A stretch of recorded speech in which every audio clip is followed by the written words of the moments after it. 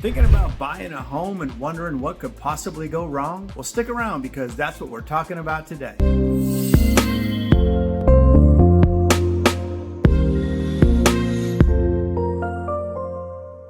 Okay, so you have found your dream home. You've signed on the dotted line, you've given money for a deposit, and you're getting ready to move in, right? Wrong. Well, I'm here to tell you today everything that can go wrong in the home buying process that can turn your home buying dream into a nightmare. As soon as you sign on a dotted line and give your deposit money, a flurry of activity begins, and it has to be completed in a very limited amount of time. Each one of the steps along the way is very important. If anything goes wrong along the way, it puts the contract in jeopardy. You'd be surprised about how many well-intentioned contracts go awry and fail to close. For purposes of this video, we're going to have to assume a couple of things. The first thing we're going to assume is that you're going to be financing the home. And number two, we're going to go ahead and assume that you have gotten a pre-approval for the loan for the home.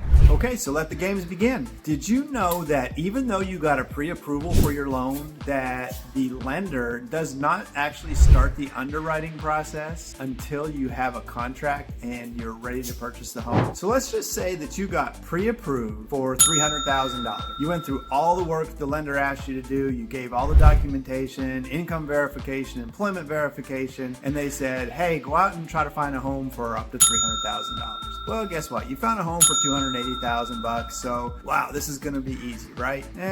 Not so fast. So what happens is, as soon as you start the buying process, you've signed the contract, the lender starts what's called the underwriting process. The underwriting process is where they go back to your loan and they start double verifying everything. And if they find one thing that's out of sorts or they don't like, they can tell you that you are no longer approved for that amount. And guess what? Now you can't get a loan for the house. So that is the first thing that can happen that can derail your contract and turn your home buying dreams into a nightmare. Number two on the list of things that can go wrong in the home buying process is during the home inspection period. Hopefully the homeowner and the real estate agent for the seller have been honest and they've disclosed everything about the home so you know what's going on, but that's not always the case. You hire a home inspector, they check out everything about the home, the roof, the plumbing, the air conditioning, the hot water heater, etc., etc. It's their job to report to you what needs to be taken care of in the house before you purchase it. If the home inspector finds anything significant, it could derail the whole contract. You may have to go back to the seller, renegotiate the price, or negate the contract altogether. All right, so let's just say you got through the underwriting, you got through the home inspection process. You're thinking, okay, we're doing pretty good here. Well, we're not even close yet. We still have to go through the appraisal process. The appraisal process is where your lender hires a professional to give their opinion of the value of the home. So let's just say you're approved for $300,000, your home purchase price is $300,000, and your lender says, okay, you're gonna have to give 10% down, so you're expected to bring $30,000 to closing, and they're gonna bring $270,000. Well, what happens if the appraiser says, well, this house is only worth $250,000? Does that mean the deal's dead? Yeah, it could be, but it might not be. The lender is only gonna give you a loan based on the value of what that appraisal is. So the appraiser says it's worth $250,000. You were supposed to bring 10%. Now you have to bring a lot more money to the table because you're paying $300,000. The appraiser says it's only worth $250,000. So the bank is only going to base their loan on $250,000. That means you're going to have to bring a whole heck of a lot more money to the table at closing, or you're going to have to cancel this deal. So hopefully you and your realtor had gotten together ahead of time and you put a financing contingency or an appraisal contingency into this deal before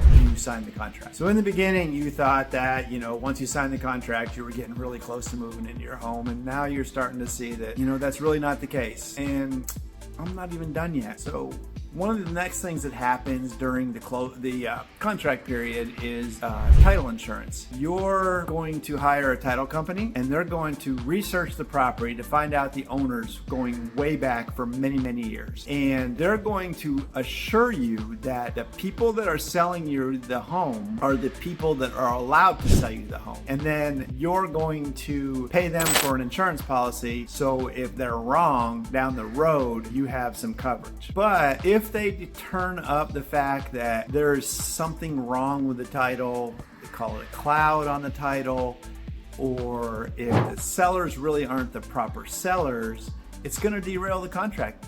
and they can't sell the property if the title insurance can't be put in place. Alrighty, so let's just say we got through the inspection, we got through the underwriting, we got through the appraisal, and we got through the title process. Still not done yet. One thing we have left to do, maybe two. The day before closing, you're gonna do a final walkthrough. You're gonna be with your real estate agent, you're gonna go through the home and make sure that everything that the seller said was gonna convey with the property, everything that they said was going to happen with the property is actually in place. And you're gonna have to approve of the property before the closing date. If anything isn't in place, now's your last chance to get it fixed before closing day. Okay, so I was just kidding. There really wasn't two more things to get through. That was the last thing. So now we're going down to closing day, and as long as you, your lender, your real estate agent, the seller, their real estate agent, anybody else involved in the party has done everything they said, we're going to closing day. And on closing day, you're going to sign the final documents, money's going to be exchanged, things are going to happen, and you're going to get the keys to the home. So we went through a theoretical scenario and we came up with some things that go wrong, but don't let it scare you. If you hire the right real estate professional, they really do understand how the process works and where everything can go wrong, and they're going to be one step ahead of those problems, and they're going to advise you on what to do and how to avoid them. Buying a house can be a